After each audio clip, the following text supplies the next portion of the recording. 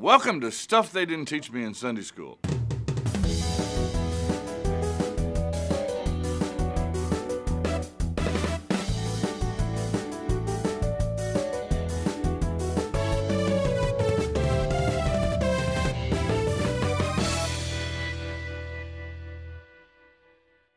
I'm going to date myself. I grew up during the era of the Vietnam War. Probably the first war truly televised.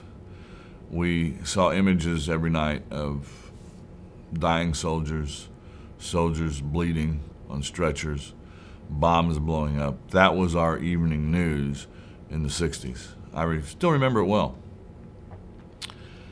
Those images of war, the way the war happens may change over the centuries, but the images don't really change all that much. And in chapter 13, we have some images of a war and some images of the end of the world. Part of the struggle with Mark chapter 13 is that we don't always know exactly what events Jesus is talking about. War broke out in 66 AD. Let's assume Jesus was crucified around 30 AD. So about 36 years after his crucifixion and resurrection, war breaks out in Israel. The Jews revolted. Dumb. The most powerful nation in the world is Rome. Why would you revolt against Rome? What would be the point? But they do it. The Roman war machine comes in between 66 and 70 AD and puts down that revolt. They surround the city of Jerusalem and starve them out. And finally destroy the city, destroy the temple. The Romans left one wall, the modern Wailing Wall. They left one wall of that temple standing so that the world could see what an incredible building they had torn down. That'll give you a little insight into the Roman way of looking at things. The Greeks would have looked at what an incredible building they'd built. The Romans took pride in what an incredible building they tore down and left one wall as a testimony to that. That wall is still called the Wailing Wall today. It's still standing. Chapter 13 mixes, apparently, images of the fall of Jerusalem in 70 AD with the end times and sort of telescopes that all together into one section, and it's hard to tell when you're talking about which. If you look at chapter 13, verse 1, he came out of the temple. One of his disciples said to him, "Look, teacher, what wonderful stones and what wonderful buildings." And Jesus said to him, "Do you see these great buildings? There will not be left here one stone upon another that will not be thrown down." And I'm almost certain he's looking at 70 AD and the fall of Jerusalem at that point in time. He goes on and talks about what this is going to look like. People will be led astray, that there'll be false prophets. In verse 9, "Take heed to yourselves, for they will deliver you up to councils, and you will be beaten in synagogues, and you will stand before governors and kings for my sake to bear testimony before me." Well, that's like a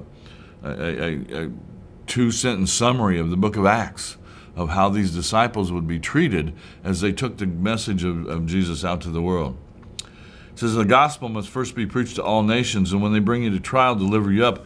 Do not be anxious beforehand what you are to say, but say whatever is given you in that hour, for it is not you who speak, but the Holy Spirit." When you read the book of Acts, notice that some of the most powerful sermons are sermons in defense of the faith given to Roman officials as these people stand, as Peter and John and especially Paul stand before them on trial.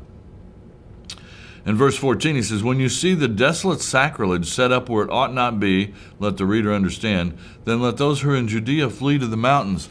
This is probably a flashback piece, actually, that looks back to the time of Antiochus Epiphanes. The desolate sacrilege, he put an altar to Zeus in the temple, and then he burned a pig on the altar in the temple and sprinkled the juice of the pig on the walls. Now, if you know anything about Judaism, you'd know that the pig is something that they considered unclean, and to burn that pig on the Jerusalem altar was to desecrate that Jerusalem altar.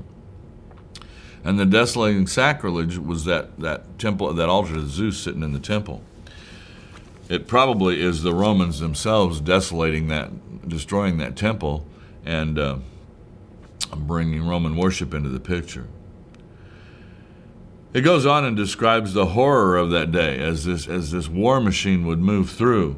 And then in verse 24, he says, "But in those days, after that tribulation, the sun will be darkened, the moon will not give its light, the stars will be falling from heaven, the powers of the heavens will be shaken, and then they will see the Son of Man coming in clouds with great power and glory."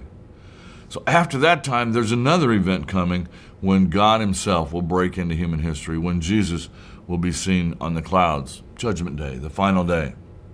Verse 28, he says, "From the fig tree learn its lesson. As soon as its branch becomes tender and puts forth its leaves, you know that summer is near." So their sign of summer coming was the fig tree. We always say the robin coming back is our sign of summer. For them, it was the fig tree leafing out. So also, when you see these things taking place, you know that he is near, at the very gates. And then truly I say to you, this generation will not pass away before all these things take place. Okay, that's a problem verse. This generation won't pass away. If he's talking about the fall of Jerusalem, that works. If he's talking about the second coming, a lot of generations have come and gone. Another possible translation of that word generation is that this age will not pass away, or even this race will not pass away. And that could be a focus on the end times. This age will not pass away. The Messianic age will last until Jesus himself comes back again to usher in the kingdom of heaven. He does make the point that nobody knows when this is going to happen, but watch. Be ready. Be ready for when it does. And that's a message to us too. We don't know. I may not finish this video. Jesus may walk into this studio and the end is here.